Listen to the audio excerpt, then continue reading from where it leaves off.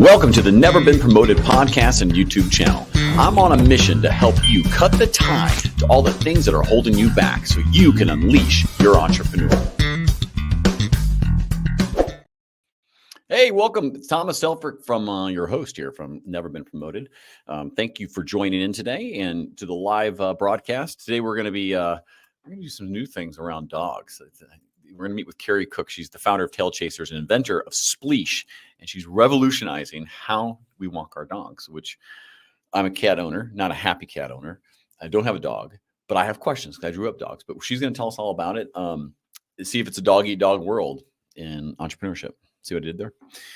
Thanks for listening and watching. If this is the first time you've been joining here, our mission is really clear. It's to help 1 million entrepreneurs get better at entrepreneurship. And we want you to cut the tie to all the stuff that's holding you back, the people, the entitlements, the excuses you're making, and those fears you hold on to. You don't need to do any of that. You got to let that stuff go if you're going to be great, or at least find yourself some level of success. The more things you can cut the tie to, the more you'll unleash who you want to become as an entrepreneur. Very simple, really. If before we get into today, if you haven't yet, listen, it means so much to me personally and the community. If to help the entrepreneurs we put on here to spread the word and the mission, what we're trying to do is, go to youtube.com at Never Been Promoted and give us subscribe. And if you're listening to this or you like podcasts, we're on Apple, Spotify, all the big ones. But do a nice thing and takes a few seconds.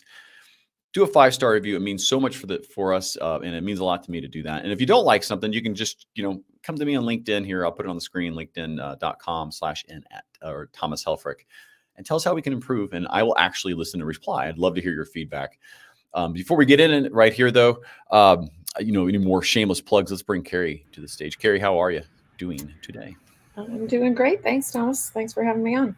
Of course. We were talking off camera. Just so everyone knows, Carrie you're in California, but your air conditioner's out. I still think it's still morning. So if she starts sweating profusely or just falls over, sorry. Yeah. I appreciate it.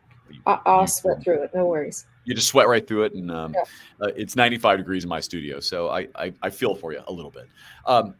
As you're listening here, ask questions about the products, her mission, how she got over things, as we talked about the product Spleash and Tail Chasers. But do you want to do a fun little icebreaker maybe to start it off with? Sure. Why do you hate cats? I watched this movie when I was a kid. I don't really hate cats, but I was kidding. You're like, you went with her. Okay. Drew Barrymore, where the cat, climbs up. My mom always used to say they'll steal your breath while you're sleeping. So that was Sleepwalkers, right? I think so. It sounds like a Stephen King. There were multiple sections to the movie, but that was the one. I don't know. It just sort of stuck. But it was a troll. It wasn't the cat. The cat was a protector, if you remember correctly, didn't it? Oh, I know. It was just it was more what my mom said, which is they'll steal your breath while you're sleeping. And that just was something that, she wasn't a cat person either. She was a dog person. So I blame her. We're going to blame your mom. Actually, you know what? That's the most logical thing that everyone does is blame their mom or dad. Carrie, thank you so much for coming on. Listen, talk about what you're working on today, and then back up on the backstory of how you kind of got to that. I would love to, but I do have to say I really don't hate cats. I don't want to. I know you don't hate cats. I'm trying to get polarizing topics going here. It's great. Yeah. That or politics. You choose. It's, whatever you want. Yeah. So how did I get started with so tell me what you're working on with Tail Chasers and specifically Spleash, and how you're revolutionizing the way people walk their pets, and then let's go back to kind of how you got into that. Yeah. So I have this beautiful black lab Weimaraner mix named Lola. She's 95 pounds of pure energy, and we live in Southern California. It's typically pretty warm here most of the time. And I kept leaving to walk the dogs, or my daughter and I, we'd go out to walk the dogs, get a couple blocks away. Oh, God, forgot the water again. Come back home, get it. And each time we would turn around and come home, she thinks the walk's over, and she'd get really bummed out. And it was just really stressful for her. So I needed to figure out a way to not forget the water every time I left for a walk. And that's how Spleash was born. And Spleash is a spray leash handle. So when you first look at it, everybody thinks that this is a retractable leash. It's not. It attaches very seamlessly to the end of any standard size rope, leather, or nylon leash. You just pop it in here and it becomes the handle. You fill it up right here with 12 ounces of fresh water, and then you're ready for your walk. If your dog is a puller, no worries about that. We actually tested it out by pulling a truck with it, so it's very strong. And it sprays at least 14 feet, so you can spray cool your dog. You can spray their bellies, cool their paws, and you can spray it right in their mouth if they want. And then also you flip open this cup and squirt in a little bit of water and give them a quick drink, or you hold it north, pull the plug, open it, and the whole thing will fill up real quickly so they can have a lot of water at once. Make sure to plug the hole so the slobber doesn't go back inside, and you're all set. You're ready to go for a fun walk with your pups. How did you, okay, back up before that. Like, what were you doing prior to this kind of epiphany of like, my dog is bummed? That's the interesting part of this story is I haven't been in the pet industry. I was working for a genetic testing related company, and I have been in sort of the biotech genetic testing space for the last 26 years. I started when my daughter was a month old at a new biotech company that was just launching a genetic test for breast and ovarian cancer. And I just dove in and did that. That was my career. And so when I had this kind of harebrained idea, I thought at the time, it was the second time I had come up with something, and the first time I didn't run with it. And I've kicked myself ever since that I didn't. And this time I was in a different position, and I thought, oh, I have to do this. So I started Googling. I want to point that moment out. And this happens to lots where you have, maybe you had even a calling before that. You remember, like maybe in your whatever youth or whatever else. But you have these moments when you're like, oh, I really want to do this. And you're just not in the situation or mind space to say, I can do this. That's one of the points of this channel is you can. Yeah. And say nothing worse, because there's a lot worse than this. But when you have an idea and then you see a website or a company selling or some product in Home Depot, you're like, 5 years ago, I said I needed that. Yeah. And you look how they made it and you're like, all I had to do is figure out how to get it manufactured. And you're like, and there's more than that. But the point is, that means you're on track to solve problems and needs. And you ignored it the first time. And you're like, if I ever get one of these again, and I'm going with it, right or wrong. It doesn't even have to be successful. If it is, awesome. If it's not, how do you feel? Like, that's what I want to get to is like and I'd like, how do you feel today? But what tie, so to speak, did you cut between now and then that made that happen? What was the difference? Yeah, I think, well, the first time I came up with an idea, I was in elementary school, I think, or just in junior high. We were living in Virginia. It was the 70s. There was the big energy crunch. And my dad was constantly yelling at us every time, I'm the youngest of 5. So, my brothers would be coming home from football or whatever, and we come home from sports and open up the fridge, and they'd stand there forever. And he's like, don't let all the air out. And so my first idea was really, let's cool on the outside. Damn it. Yeah. Let's keep the cool inside the fridge. And so I said, we need to develop a 2-door system for a refrigerator, one that's plastic that would keep the cool in, but you could look and see what was there. So that was like really one of my first ideas that I thought, oh, they could make this. Then fast forward like another 20 years, and I had this idea for babies, and I because I was a parent, I was a single parent at the time, really trying to hold everything together. I didn't have the money or the resources at my disposal to file the patent, to do, it was so expensive. I did meet with a patent attorney. They did think it was patentable. I didn't have the money. And then as my career started heating up on my paying job, I just got overtaken by events and didn't proceed with it. And that's been something that sort of, stuck in my craw the whole time. Like, oh, I think today, even still, if I do this baby idea, it still works and it's not been taken.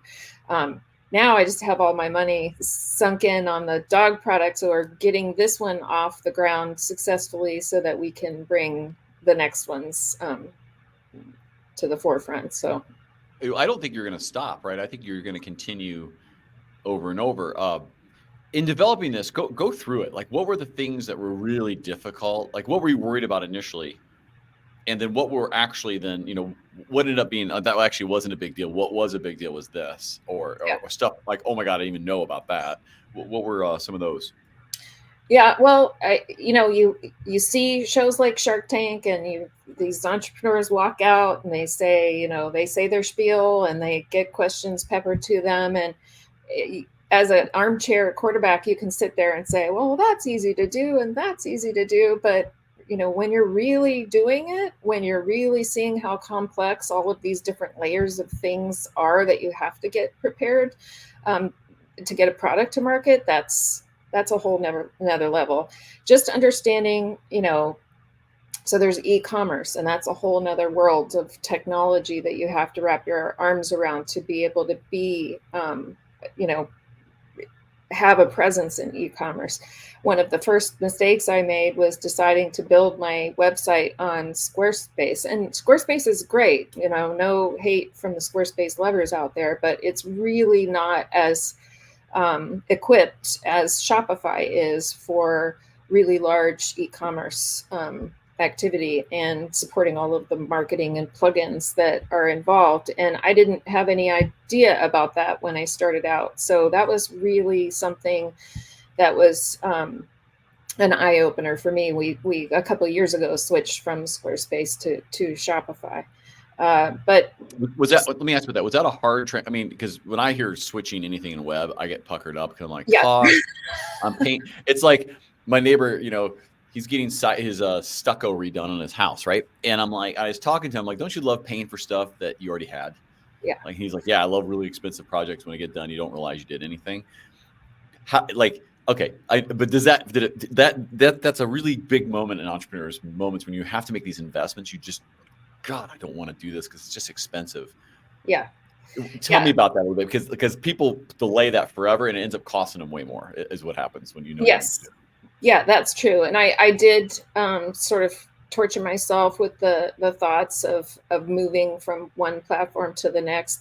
I have to say, I was engaged with a marketing company at the time that helped do the transition. So that made things on me a little bit lighter, but you ratchet up the worry on do all the other things that you have riding on this e-commerce platform. Are they all those connections moving over at the same time?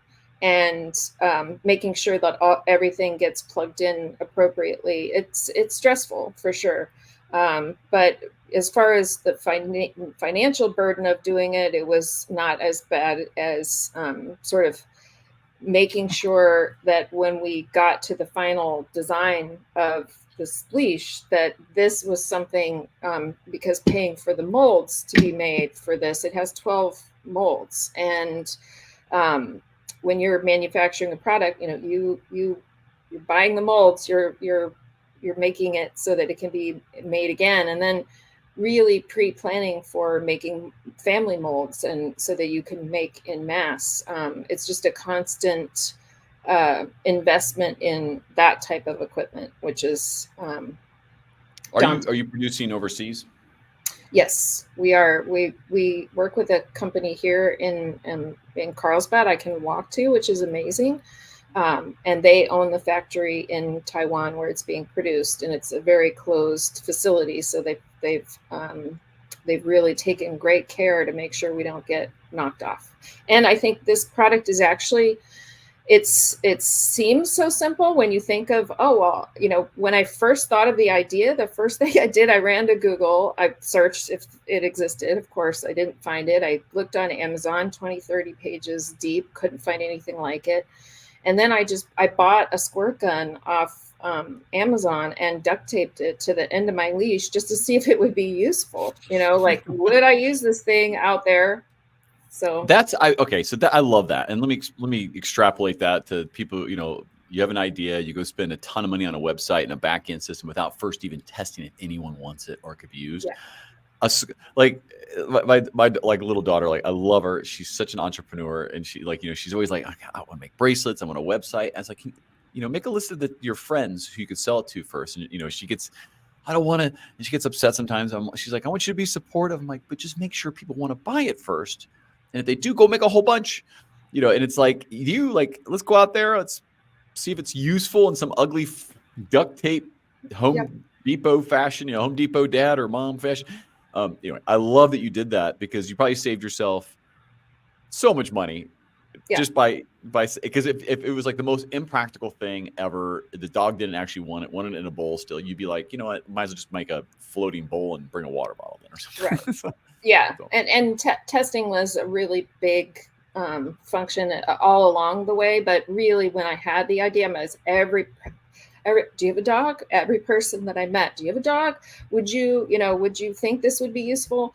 And universally, everybody said yes. Right. So I knew I was on to something from that standpoint. And then making sure that we can integrate the spray feature with the flip open cup, that's also really huge because, that the collapsible bowls exist and water bottles already exist, but none of them exist all in one that becomes the handle of your leash.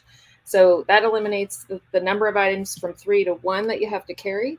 And, you just flip open and you're good to give your dog a drink. But you also have a little bit of ammo in your tool belt out walking. If an off-leash animal comes up at you, you have your finger on the trigger. You're ready to squirt them.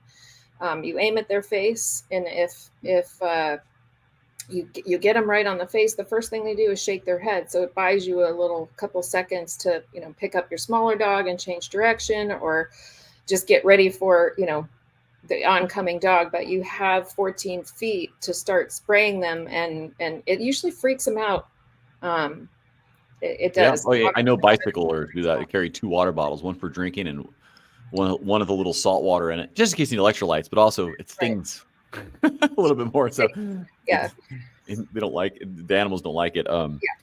When you were tell me about your first sale. Oh my gosh. Well, I think like every entrepreneur, you watch shows like those entrepreneur shows, and it makes it seem so easy. I'm going to build this website, I'm going to get it out to all these people, and then the sales will just come. I remember launching, we had a bit of a fire drill when we first launched because I put an ad in a magazine that was devoted to dog trainers. And the idea was for them to extol the virtues of the product to their clients. And they ended up having the online version out ahead of the print version by like a month and a half. And we weren't ready yet. So it was like, oh God, they're all going to click on this link. It's going to be dead. We had to accelerate everything. It was a bit of a crazy time.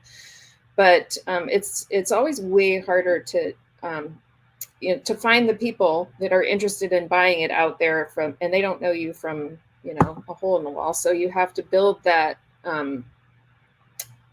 familiarity with your product and the name and all of that stuff, get them comfortable with it. But like every entrepreneur, I thought, well, I'll just tell my friends on Facebook that I invented this product and they'll all support me and buy one. And it was just, that wasn't as many as I thought my friends would come through, for. And I was just sort of like, oh, wow, I can't get my friends on Facebook to, like this. And it just becomes this little story in your head that there's something wrong with the product. No, that wasn't the case. So the first sale was wrong with your friends, it sounds like. Right? Yeah. So I love all my friends. Thank you, friends, for all the support. Well, she's mad. Listen, we were off camera and she was like, these guys, I swear, are the worst. They must be from LA. Ugh. I'm just kidding. Just joking. No one's watching. Like they're too busy looking into their selfies. Keep going. Yeah. So one of the first sales that came through from somebody who I didn't know, it was as a result of this training thing. So, and I was so excited, just bouncing up and down. But really the first time that I had this, and I hope I'm not jumping the gun by going to this. No. This story, is yours. But when we found out we were going to be on, the product was going to be on the Today Show, that was probably the most pumped up that my daughter and I had been at this point. And I just remember watching the segment. I was just so nervous they were going to do something with it that, something wasn't going to work or they couldn't figure it out. They had so much fun with it on the episode. And like, I just remember Jenna Bush, like picking it up and she squirt Hoda with it and was having a great time squirting people on the set. And like, we were just jumping up and down. And then Shopify started with the ding, ding, ding, ding, ding, ding, ding of the sales. That right there should have been like, as a marketer, I'm like, you should have grabbed that and been like, this is music. Ding, yeah. Ding, ding, ding, Yeah. ding. We should have recorded ourselves watching that because it was hysterical. We were having the best time cheering that segment on, of course. And then how did you get on the show? Like, so as people out there maybe looking at products, is it, and it's fine if it is, but is it pay to play? Is it you submit and they say yes? Like, tell me about how the process of getting on some kind of national coverage. Yeah, it was a submit and they said yes, but I did all transparency. I work with a PR group that I just absolutely adore, and they if I can I mention their name? Of course. Yeah, Orca PR. They did such a phenomenal job for us, getting us on Today Show, in Men's Journal, on Huffington Post, and just yada yada yada. The list goes on. Our press page is chock full of press that they helped us get, and I think that really helped propel us for some of the awards that we've won. We won Best Dog Travel Product by Pet Business Magazine. We've won Pet Innovation Awards a couple years in a row now for Best Dog Travel Product or Best Leash Accessory, Best Bowl. So, that all of that notoriety, I guess, has really helped the product and helped us stay in business. And we just had our 5th year anniversary in March. So we're congratulations. That's a big deal. Yeah. But mathematically, right? But you also have to then keep innovating. When we started. Right. Well, you have to keep innovating too, right? So have you, first of all, congratulations on that. Now that you've mentioned their name, you have to get the founder to come on the podcast. That's just how it works. You have to be like, hey, you gotta, so see how I did that? But where do you, how do you manage the innovation? Well, 2 things. First of all, I think one of the things you kind of go over, you're going to do something with your daughter. And, how old's your daughter now? She's 26. 26. So you have this, I have younger kids in this, but the idea that you get to interact with your kid in some kind of positive way, show them something. It's like, you probably get to see her as that little girl again, right? Like, oh, she's excited. And I'm sure she's a pain in the ass, just like she can be at sometimes. And I don't know her, but I'm assuming. But you get to do that. And that's like, one of the things I say to entrepreneurs a lot is, how do you measure success? Like, where are you today? Are you just looking at how much money you make and your title and the little vacations?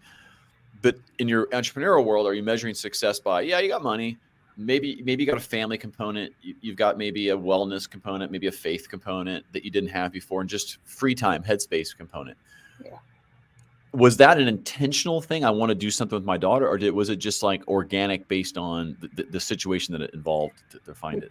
No, it was intentional. I mean, she was there, like, when we had the idea. I say we had the idea. I started spitballing things off of her while we were out walking Lola, because we just forgot the water bottle. And so she was there from sort of the birth of the product.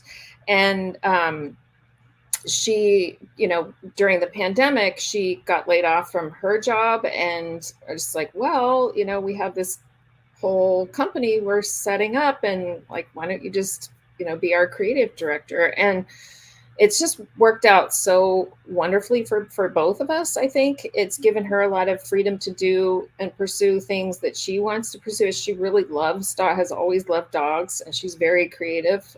She did design the logo on our box. She draws all of the little graphics that we have that we've used, and most of our social media things. If there's any kind of a card in the background, she's done that. She's tremendously talented. But really, what Spleash has been about is we both went through something incredibly traumatic. Gosh, in 2000, end of I think 2009, 2010. Those 2 years were just a nightmare for us. And we had to testify in court, and she was helped by a therapy dog team that was able to sit with her in the hallways while she waited to testify. And due to certain rights of the defendant, she didn't get to bring the dog into the stand to testify. But I just remember her sitting on the stand with this little stuffed animal giraffe sitting on her chair. She's like 11 at the time, I think. And the giraffe the head was just shaking the whole time she was on there. And I saw the difference between how comfortable she was with the dog in the hallway and the fear that she was trembling with on the stand. And I knew, and the whole time we were processing that whole, I don't want to say adventure, but it was really something else that we were going through. But we would walk with our dogs and we would talk about the adventures they were having in life and the challenges they were having each time we went on a walk. So it was the adventures of Big Little Big, because it was two big dogs and a little one. And so flash forward now to, we have this idea that's a product for dogs, and we discovered it while walking our dogs. It just seemed like a really good full circle moment to give back and hopefully be able to get more therapy dogs certified to sit with more people who have to testify in court, because they do give better testimony. They feel more comfortable and confident when they do that. And due to the situation of why we were there in the first place, I felt like it was a really good way to honor the woman who unfortunately died, who was killed. And we wanted to make sure that we could help sort of have something good come from this horrible thing. So each year we are supporting therapy dog teams at petpartners.org, and we try and support more than the year before get certified. So that's really how important it is and how meaningful it is to be working with my daughter, because we have been through so much together. So we might as well go and do all of this fun stuff together too. So I mean, I have a younger kids, and one's 9, about to be 10, not too long.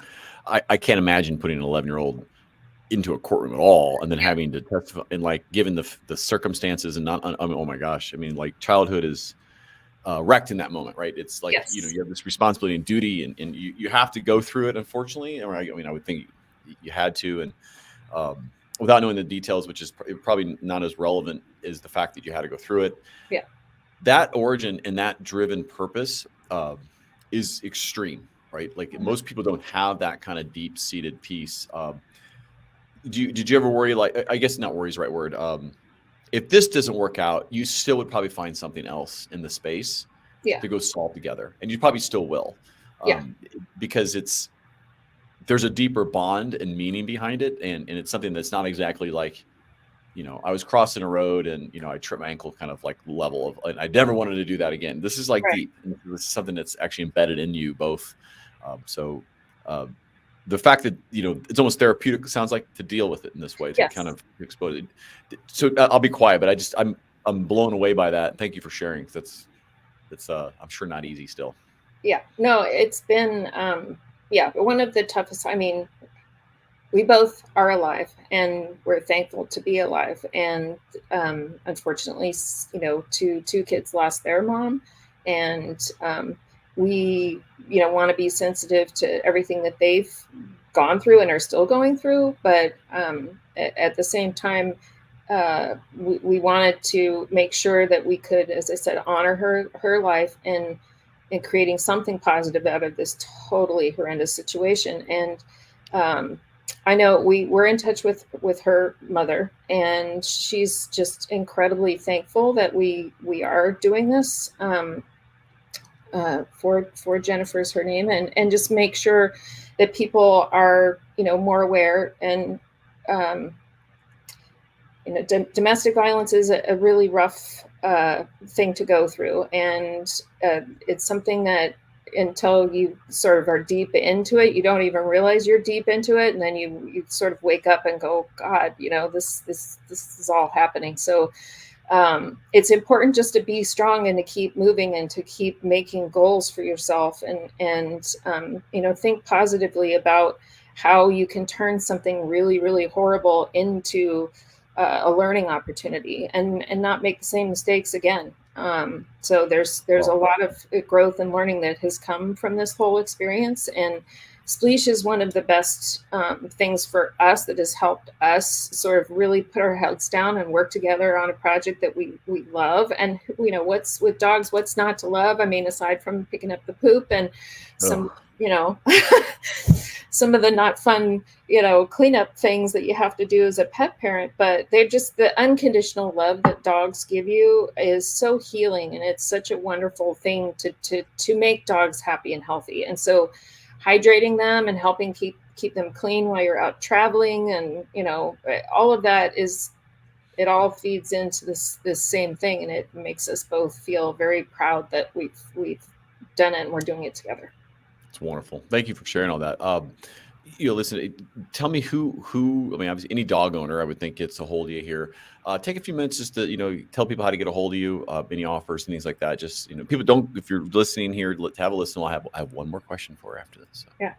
Go ahead. Yes, you can find us on spleash.com, and we're also on Amazon. You have to search for Spleash, Spleash. And it's a spray. We bring spray to your leash, so that's how the name came about.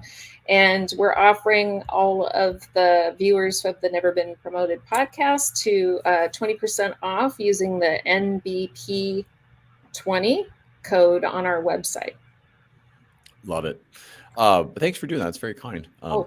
Can I also make our Instagram? Yeah. I probably should have put that on Instagram and TikTok. We're Spleash _your_leash. So Spleash your leash. I will put that in show notes. If I try to type that right now, it'll just be typos right across the road. And you'll be like, I don't think that was legible at all. Listen, thank you so much, by the way, coming on. And I want to always ask this question because I recognize I'm not very smart. So sometimes, and I don't mean that, like sometimes I just lose my way, what I should say. What is the question I should have asked you that I did not? Oh gosh. How much does it cost? Oh, well, I assume that price is needs to go up. So if someone's watching this 2 years from now, I want you to know that the prices may have gone up. What does it cost, actually, if I can ask? It's $34.99. Now compare that to a regular leash walker. How much are those? Like something that retracts and does all that? Well, yeah. So again, ours is not a retractable leash, but if you are buying a retractable leash, those run like $24 to $29, depending on the length of the leash. Regular leashes go anywhere from like $7 up to $40 just for the regular leash. We wanted everybody to have the ability to use their favorite leash, non-retractable, of course. And so when you buy the Spleash, it'll fit any standard size rope, leather, or nylon leash that you currently own. You can switch it between them. So maybe future versions, you figure out the retraction. The retractable part. Yeah. That's something. But I also this was something I learned. I didn't know when I was starting out that retractable leashes are actually sort of illegal in 25 of the 50 states here in the U.S. So when I heard that, I'm like, well, I'll just focus on leashes that aren't able to be sold everywhere. So I don't know anything about dog walking except if I did, I'd be the one picking up the poop, which is why I don't have a dog. Right. Everyone would say, "Oh, I'll take care of it," but no, it's not going to happen that way. And I'd just be angry about it. And I'd love the little creature, but I just know that's how it would go down. Hence why I don't have one. The retractable ones, when someone's on their phone walking, not paying attention, has almost put me into the street running, like in oncoming traffic. Guy's walking, it's like late. His dog goes psycho. Not plain, not like a waggy tail where you can pause and put your hand out and smell it. Tail down and kind of like, you're getting my and I'm like, jumping literally in the street, almost getting hit by a car because it's either I get bit or I just risk it. Yeah. Well, that's like there was no win there. It's a big dog. I'm like, oh my gosh. And the guy's not paying attention at all because he's on his phone. So I agree with you that fixed length, snap it to it. Like, we had Scotty Terriers growing up. I think my parents showed them. I think that's a thing. And that dog walked on the right and sat down when you stopped moving. And I love that. I'm sure my mom had to beat the hell out of it to do it, make it do that. But anyway, I'm not sure. I have no idea how you train a dog to do that. Yeah. But the point being is, I agree with you. Get rid of those retractable nonsense when you're walking, because that just more dogs die on the retractable leash, like getting hit by cars and stuff. Yes, yeah. Oh, I for sure. Most vets will tell you just don't use retractable leashes, and then you find the odd vet that walks their own dogs with a retractable leash, but they still say don't do it because you really have to have the presence of mind constantly, or the dog does run out into traffic, or they see a squirrel and decide to take off. And if the line is too thin, you now have a slice through the back of your leg or your hand. So they can be quite dangerous. So I had no idea. That's my only experience, which made me not like dogs more, especially that kind. I'm not going to tell you what kind it is. So, thank you, by the way, once again, Carrie, for coming on. You've been awesome. I really appreciate it. And you didn't even pass out. You can turn your fan back on. Yes. So. But I'm not like beating up right now with drippy sweat, but it was really wonderful to speak with you, Thomas. Thank you for the opportunity. We want everybody out there to make sure to keep their dogs hydrated. It's really hot in most places in the U.S. right now. They need an ounce of water per pound of dog per day. So that's a lot of water. And you think, well, I'm just going to go for a walk. They can have it when they come home. It's much better for them if you keep them hydrated during the walk. So that's almost like 3 gallons for a 100-pound dog. Yeah. That's a lot of water. That's a lot of water. Yep. Holy moly. And that assumes they're outside all the time. Yeah. Right. Yeah. Here, I'll put you, I'll have you right back on here after we sign off, but thank you so much for coming on. If this was your first time watching, thanks for making it here. And if you've been here before, you rock. I randomly give out dad points. They don't really mean anything except it's just a thank you that you can spend anywhere. Thank you so much. We'll give out dog points, dog treats today. So if you've made it to this point, you get a dog treat. Check out the offer once again at spleash.com. You use the MVP20 code. I don't know when you're going to be watching or listening to this. I'll assume she's going to leave that code up for centuries. So it's just going to always be good. So thank you, Carrie, for offering that. I always ask, if you like the show, please give a subscribe to youtube.com at Never Been Promoted, or if you listen on the podcast, 5-star. It really means a lot to the community, me, and all the things we're trying to do to make more entrepreneurs in the world. Until we meet again, get out there, go and leash that entrepreneur. Thanks for listening.